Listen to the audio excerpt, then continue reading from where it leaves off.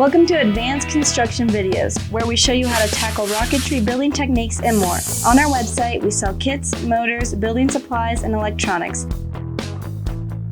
So come and learn, shop, build, and fly when you visit us at apogeerockets.com. This is going to be gluing on the nozzles onto the base of the rocket. Now there's two kinds of nozzles in the kit, as shown before. There's the one with the fairing on it, and then there's the one with the straight, just the rings on it. Now both of them are tilted. That means that they're canted a little bit, so they're going to be kind of angled off to the side.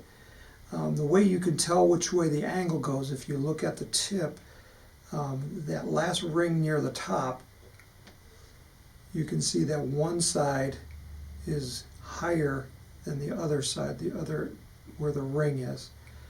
So we want these to be positioned so that they angle away from the center of the rocket.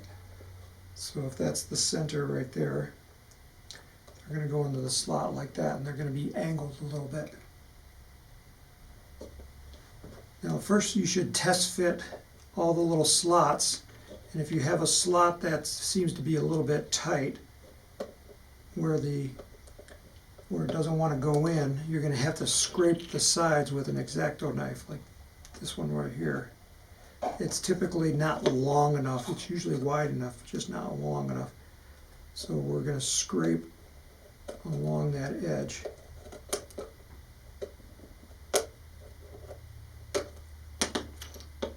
So that it seats nicely. This one I need okay, that's good. Now it's a little loose, but that's okay. Once you test fit them all, we're just going to glue them in. We're going to use super glue. We're going to use thick super glue. So here's one of the internal ones. I'm just going to put a little dab of glue